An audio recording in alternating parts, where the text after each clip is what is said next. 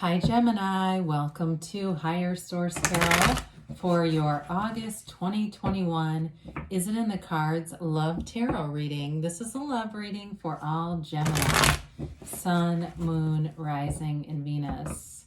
If you're new to the channel, welcome. I'm glad you're here. I post new readings every Friday, then again on Monday. So if a reading doesn't resonate, you can always check back in a couple of days. If you're not looking for a love reading too, I post lots of general readings. So every Monday, the format or style of reading is different. So there's a lot of general readings on here. That's what you're in the market for. So today we're going to talk about love, but the general readings do involve love, but they also get into health and money a little bit more. I thank all of you for your support. I've been reading tarot for over 30 years. I absolutely love it. Not stopping anytime soon, so we'll keep going. And if you like this channel and you like tarot, I'd love to invite you to subscribe to Higher Source Tarot. All right, what advice do you have for Gemini, Sun, Moon, Rising, and Venus? What does Gemini need to know about love, please? What advice do you have for Gemini about love? All right, so we'll begin here by drawing 3 cards to represent your energy, 3 cards for the person you're attracting, 3 cards on the advice. Then we'll do the angel answers and a message from Louise. Hey, you have the King, oh interesting, King and Knight of Wands, 5 of Pentacles. They've got the 9 of Wands, the Sun, Justice. Your energy here in the advice. Oh my God, that's so cool. The Emperor and the Empress and the Hermit. Well, okay, so I almost wish they would have come out this way just because I like it when it happens this way.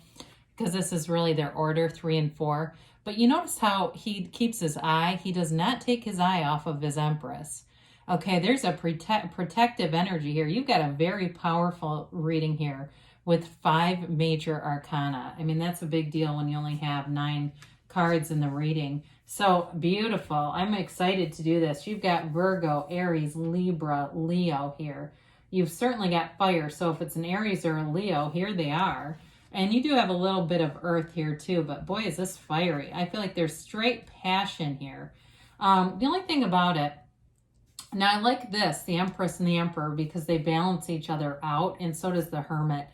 I was going to say is just being careful with the fieriness and the passion of this relationship, not allowing it to be one of those things where, you know, couples that they say we love, you know, hard and we fight hard too.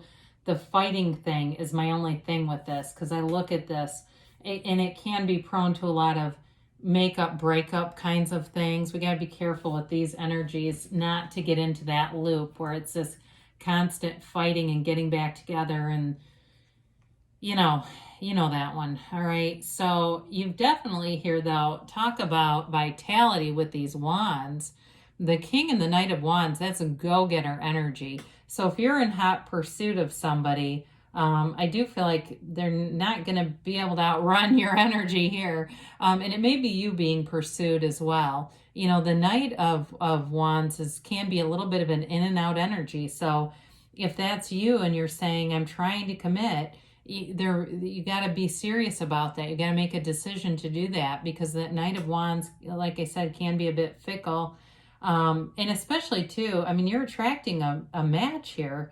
So I don't want to throw this out. I don't want it to be negative reading at all. But I'm just saying that one in particular, in your particular energy, is the one that can be a bit unstable. But the King of Wands, it's a very charismatic energy. So your humor, your social abilities, and the way that you can go into a room and be, you've never met a stranger, right? That's Gemini.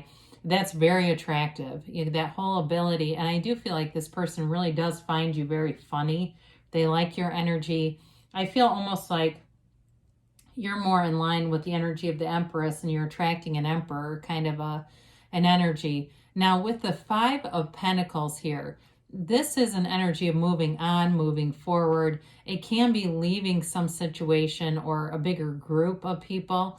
I don't feel like it's leaving this relationship though. So if you've just recently moved on from maybe it was the party life, and that's why that Knight of Wands is here, getting away from that. Or it could indicate getting away from, or yeah, well, I guess we'll keep that in there. I hate to use negative terms, but yeah, getting away from sort of that in and out, one night stand, not being committal, that kind of stuff. It's like moving away from that. It's looking for something new with the Five of Pentacles, looking for something new, but looking for more stability. So I actually do like it with that Knight of Wands, because it's like you're on the path to looking for something more stable, so that you don't waste your time on something that's not a match. This person's very balanced. Again, once I picked these up, that I really did feel like they're more the energy of the Emperor, even though it's down in the advice. Nine of Wands, the wounded warrior, man. That's the one where they've got a psychic wound. So that's the caution in this reading, to be in a place where we're mature in a relationship, not saying things to each other. I just watched an episode of Below Deck a while ago, and this couple was drunk the night before their wedding saying, "I don't want to marry you." What a terrible way to begin a marriage. I mean, my God, people, let's not be doing that. And if you are saying that, it's like either put the plug in the jug and give up the booze for a while, or don't get married, right? So anyway, with this person though, I do feel like with them having this Libra energy here with Justice, they're one that's going to calibrate their words. I do feel that, where they're going to be careful with that. They may be something in the legal system or military or something with the Emperor too, where they do, it's like compliance or auditing or something, maybe even accounting. It's like there's something like that where they're really more of a cerebral energy at work too.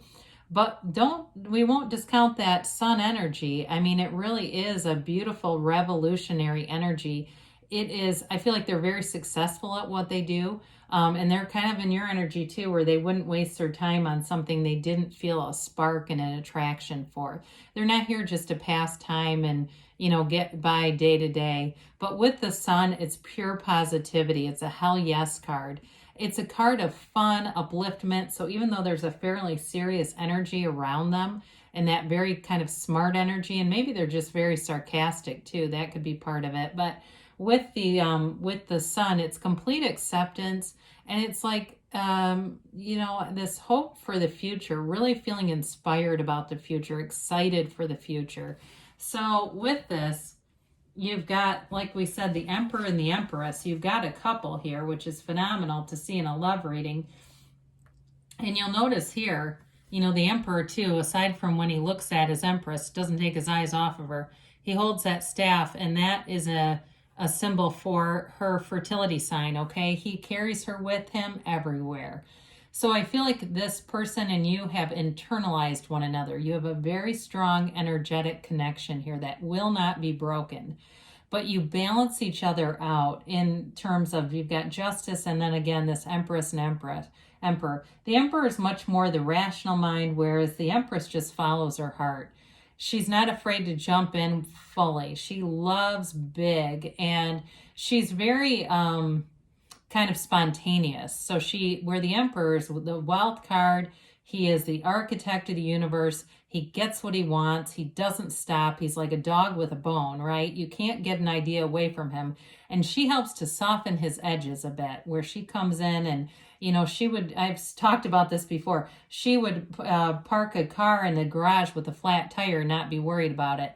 They are the parents of the tarot, the father and the mother. So there is, in terms of if you're in a relationship and wondering, are you going to have kids? You have wonderful energy for it. These two are the parents of the tarot. And so with the Hermit being here, it's a deep, soulful energy. It's a shaman telling you you're on the right track. But it's also a card of meditation. And I feel like in this relationship, it's also about setting a boundary around the relationship. I've known people where they're posting all these posed pictures, where the woman's on the guy's back, and it's almost like folly. It's having that energy of kind of protecting and insulating your relationship so the whole world doesn't have to see that, right? And it's like you can tell the one person's not completely comfortable with it. And this is sort of that maturity. I mean, this is a very mature energy. And so in a relationship, I'd say, heck yes. Is it in the cards? Absolutely. It's a beautiful, beautiful, mature, growing, expanding relationship that's got wonderful balance. Just in the beginning, we talked a little bit about some of those in and out energies, but as we got through it, and getting to that Five of Pentacles, it did start to feel more like it's about leaving that behind. I don't see it at all in the advice introduced down there at all. So let's see what the timeline looks like here for Gemini. Oh, Gemini, you're falling in love all over again. And if you're in a relationship, I don't see it coming to, I see it expanding with those two.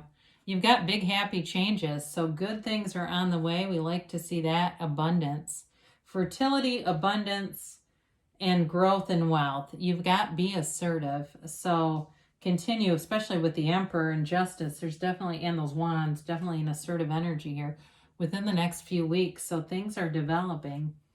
And you've got a yes. So let's get a message from Louise Hay, and then we'll end things with this. I am willing to love myself, and that you attract what you are. Look in the mirror and say to yourself, I love you. I really love you. Don't be shy. It's just another way of saying life loves you. Of course life loves you. And I love you too, Gemini, and I'll be back again soon.